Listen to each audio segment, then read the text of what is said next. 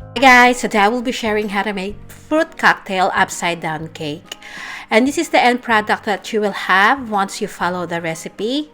To this, I also made custard sauce. So this is the end product that you will have once you follow the recipe. So I hope you watch until the end of the video.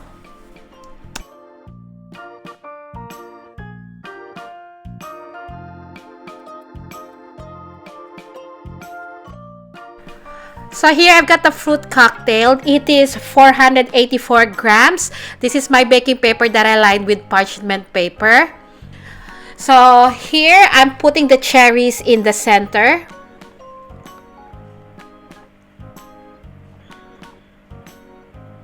So I'm doing the center first.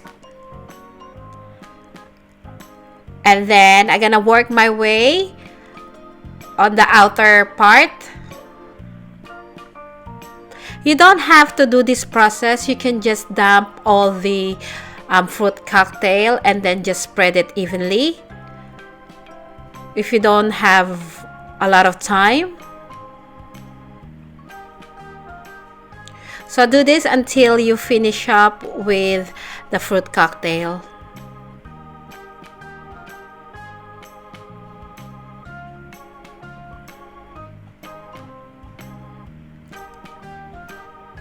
Now I'm going to put this in the fridge while I work on the cake batter. For the cake, we need 4 egg yolks, 1 teaspoon of vanilla, 6 tablespoons of water, 6 tablespoons of sugar, 1½ teaspoon of baking powder, 1/4 teaspoon of salt, 1 1/4 cups of cake flour, and 1/4 cup of vegetable oil. So in a bowl, combine the egg yolks and sugar. Beat this. Then add the vanilla. Continue whisking this until the egg yolk is light pale yellow.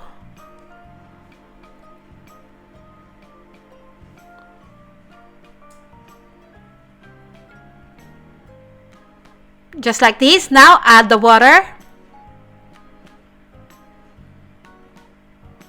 Then add the oil.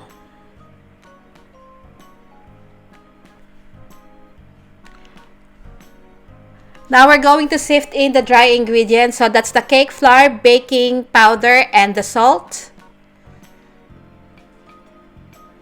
Using a spatula, mix the ingredients until they are well combined.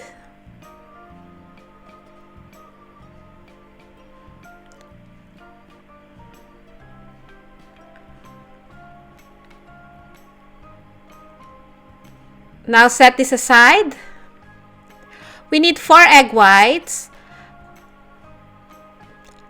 6 tablespoons of sugar, and ½ teaspoon of cream of tartar. Using an electric mixer, we're going to beat the egg whites until it is frothy. Once it is frothy, we can add the cream of tartar. If you don't have cream of tartar, you can use lemon juice or white vinegar, same amount. At this point, we can gradually add the sugar.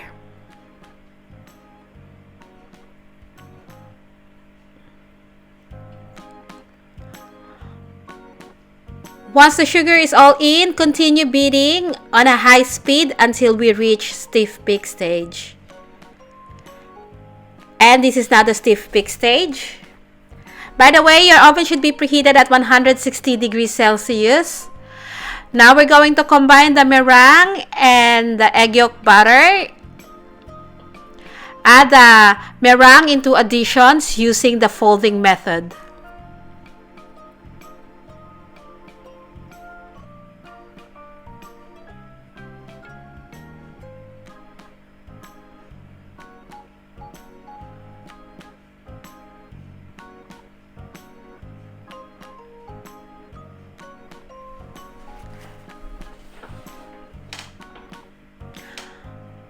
Once everything is well combined, we can now add this into the fruit cocktail.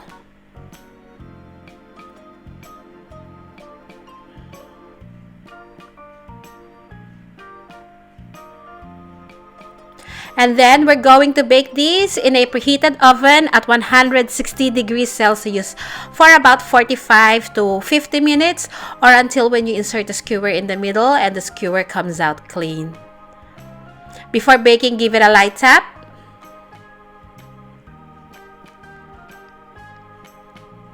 And this is what it looks like after baking. Let it cool down completely. Now I'm going to make custard sauce. Making the custard sauce is optional. 150 ml of cream, 400 ml of full cream milk, 1 teaspoon of vanilla, 1/3 cup plus 1 tablespoon of sugar, 1/4 teaspoon of salt. We don't need the butter, so discard that. This is 3 teaspoons of corn flour and 3 egg yolks.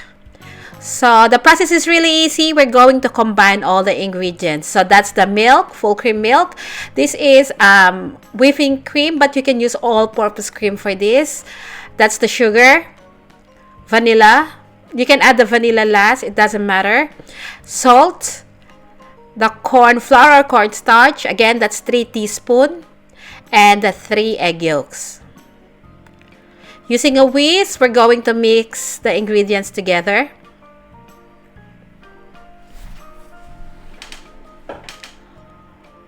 Once it is well mixed, we're going to move on to a stove with the heat setting medium to low heat. We have to continuously stir this until the custard thickens up. So I don't want the custard to be very thick. I want it to be a little runny. So that's the consistency that I am looking for.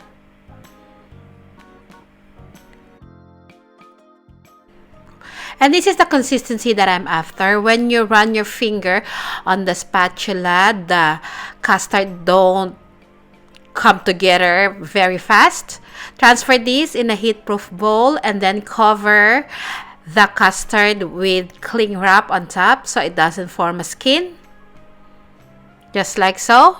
Place this in the fridge to cool down completely. Now to unmold the cake, just run a spatula on the side of the cake pan. Flip it upside down. If some of the fruit cocktail get stuck in the pan, just put it back together. It's easy to do that. And this is the finished product. This is so good. I can guarantee that you're going to love this. And just to show you what it looks like inside when you slice the cake. Again, if you don't want to make the custard, that's fine. The cake is really good on its own, but having the custard elevates the cake even more.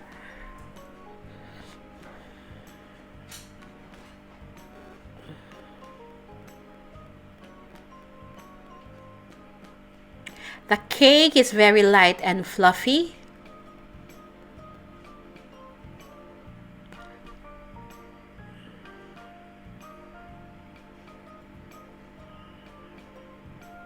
My custard is a little bit warm, but this will thicken up even more once it's cooled down completely. Now I'm going to add custard and eat it this way.